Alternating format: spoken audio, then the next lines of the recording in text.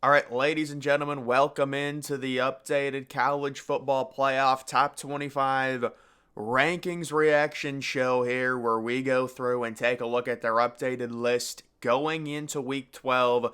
Two regular season games left. Let's kick it off. I like doing this format because it shows you who moved up, who moved down. You can see Kansas, they're hanging on by a thread at this point, down to number 25. They've got the three losses. Not really surprising. Kind of a weird season for Kansas. Their starting quarterback dealing with that never ending back injury. We will see what happens there. You do have Tulane sitting at number 24.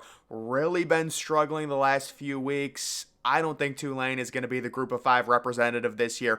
I think it should be SMU. If there's one group of five team that should be ranked, I mean, you could say James Madison, but they're disqualified, so I would say SMU. They've got way better analytics. I understand they have one more loss, but they're 30 spots ahead in terms of FPI. Moving on to 23, you do have Oklahoma State still hanging on there, although they are down 8 spots. Their Cinderella run came to an end last week. They got trounced by UCF. You do have Utah at 22.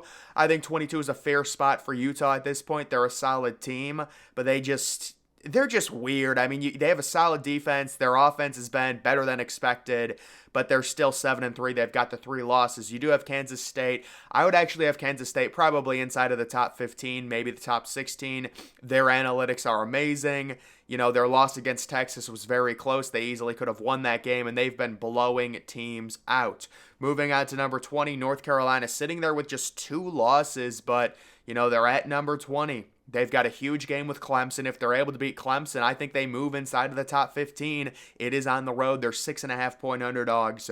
We'll have to see about that one. Notre Dame up one spot to number 19. So Notre Dame, two easy games to finish the season. You've got Wake Forest and Stanford. If you are Ohio State, you're rooting for Notre Dame 100%. So they finish 9-3, possibly finish inside of the top 15 depending on who loses. Moving on to number 18, it is Tennessee only down the 5 spots after getting trounced by Missouri. Not a good look there, 7-3. I mean, yeah, you could argue they should be lower. I mean, they lost like 36-7. They're probably going to lose this week as well. You can see up 4 spots is Arizona, and Arizona's been playing really good football. Arizona is the second highest ranked 3-loss team at number 17. At number 16, it is Iowa. Iowa up 6 spots, so they've got a great defense. We know how bad their offense is, but maybe, just maybe, their offense is turning a corner. I'll be honest, if you're like a Michigan or an Ohio State, you really like that Iowa made this move. I don't think anyone really expected Iowa to be up to number 16. I'm guessing, I thought they would have been around where North Carolina is, sitting at 8-2, maybe at number 19. But if Iowa somehow wins out, I don't think they will. I think they'll drop a game. They're only like 3-point favorites against Illinois. And then I think they have Nebraska the last game of the season. That could very easily be a loss. But if they somehow finish 10-2, they would finish inside of the top 15, and whoever faces them in the Big Ten Championship, that'll be a pretty solid win, although it won't matter at that point whether it's Ohio State or Michigan, because they'll already very likely be in the playoff because they're not losing to Iowa. But interesting that Iowa's up to number 16. You do have LSU sitting at number 15, up 4 spots, so that's really good news for FSU, because LSU back to being inside the top 15. They've got a very easy remaining schedule. They've got Georgia State this week, winnable game next week, should finish 9-3, possibly inside of the top 12. That is solid. I mean, LSU, great offense, amazing QB, amazing receivers, bad defense. It is what it is. That's why they have the 3 losses. If they had 2 losses, there'd be some pretty crazy arguments, especially if they would have beaten Alabama for them to make the playoff. Oklahoma up 3 spots. So this is kind of a disagreement. I just think Ole Miss is straight up, I just think Oklahoma is straight up better than Ole Miss pretty clearly. They have Ole Miss ahead. Ole Miss is coming off that terrible loss to Georgia.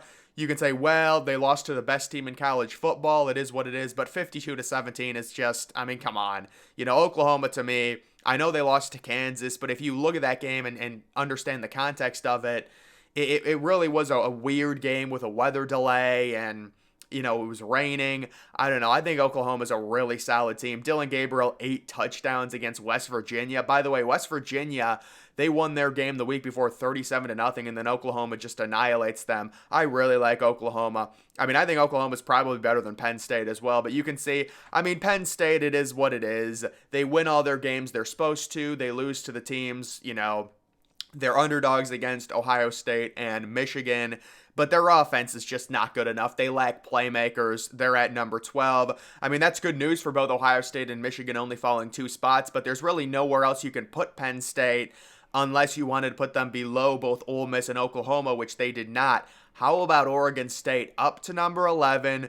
2 massive games to end the season for them. If they somehow win both of these games, it's extremely unlikely, but Washington and Oregon, if they win both of these games, where are we ranking Oregon State? A 10-2 Oregon State at that point, possibly inside of the top, 6. I would have to look at their non-conference at that point. That would be a crazy finish there. Would a 2-loss Oregon State make the playoff? It's an interesting hypothetical. I guess it depends on the other teams because there are a bunch of teams here that we got to look at. You have Louisville sitting at number 10. They're up 1 spot.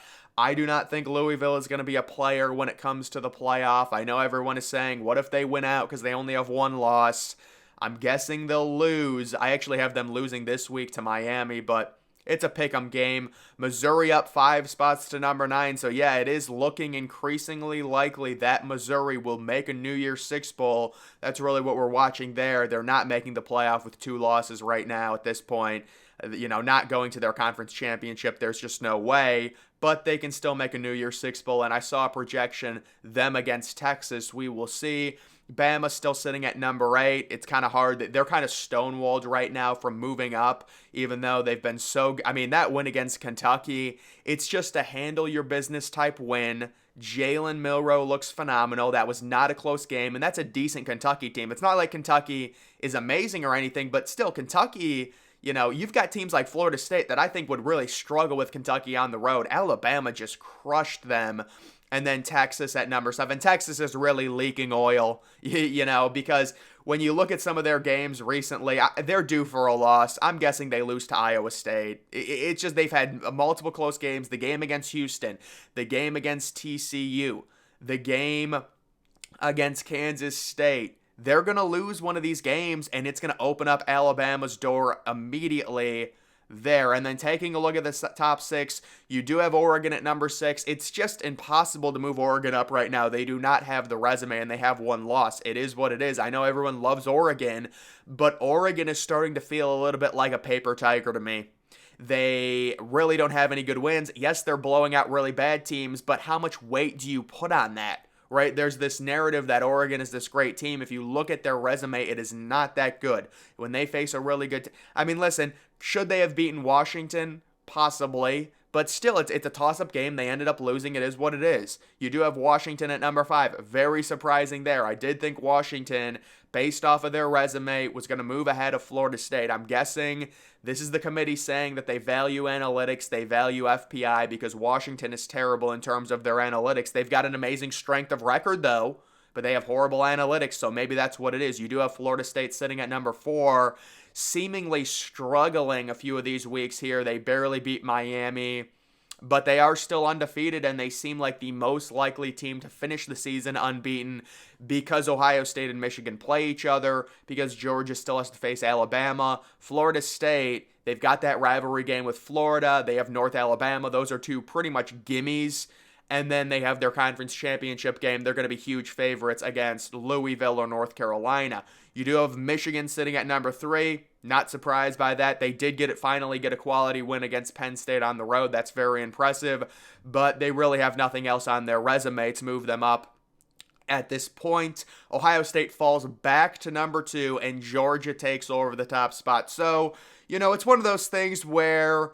do you really want to punish, and I know they're going to be like, oh, it's not punishing Ohio State, it's rewarding Georgia, but still Ohio State drubs, a terrible, Spartan team, but 38-3, they easily cover the spread. They could have won that game by 50 and they fall. That's tough, but you can understand that Georgia drops a 50 burger on Ole Miss. Ole Miss is a solid team. That was not a competitive game in the second half. That was a trouncing. And I do think there is a little bit of, oh, Georgia's won the last 2 national titles.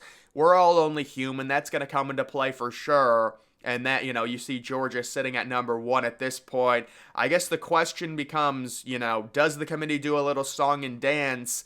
Let's say Ohio State beats Michigan. Would they, I'm guessing they would be voted back up ahead of Georgia, but then if Georgia beats Alabama, do they vote back up ahead of Ohio State in the final rankings? And then what if Michigan beats Ohio State? Would they also go ahead of Georgia?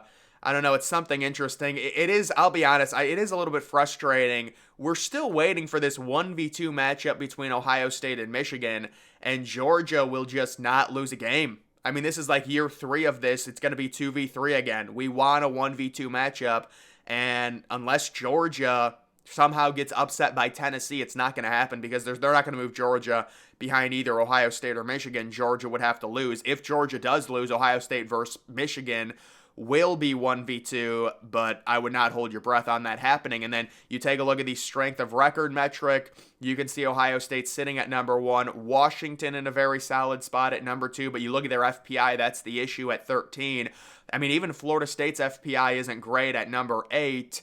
You can see Michigan in a very good spot, but they must win out at this point based on their non-conference schedule. I think pretty much, I think Ohio State must win out too. This year, there's just too many teams. You're not getting in as a one-loss non-conference champion. There's just no way because, Florida State is going to hog one of the spots as long as they go undefeated. You would expect Oregon or Washington from the Pac-12 to hog one of the spots, and then you still have the SEC mess with Georgia and Alabama. Let's say Georgia wins, they're automatically in, Bama's done, but then you also have Texas. I guess theoretically what you would want, and this could potentially open up a spot, if Texas loses just one game, they're done. So they have 2 losses, and then you would need Georgia to beat Alabama. They have 2 losses. So now you're looking at no, I still don't think a spot. The problem is an ACC team is hogging one of the spots. That's the issue. If the Big Ten wants 2 teams in the playoff this year, it's going to be so hard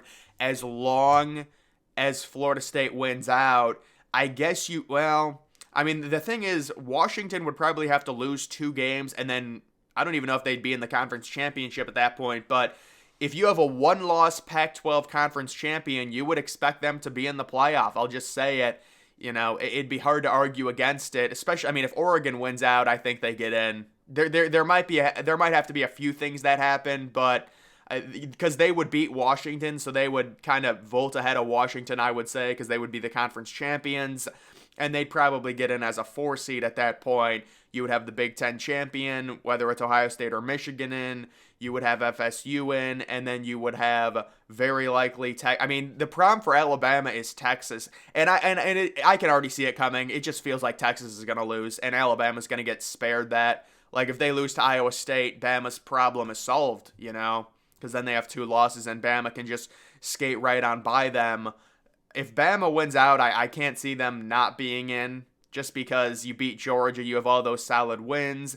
You look at their strength of record right now, it's number 6. Their FPI is number 4, so they have the analytical backing. And when it comes to the analytics, that's something that they look at.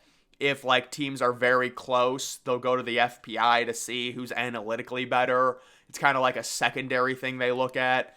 But either way, guys, that is just the updated rankings. We do have Georgia passing Ohio State, and then you do have Michigan and FSU in front of Washington. But that is going to do it for this video. Make sure you're following me on X. Link to that's always in the description.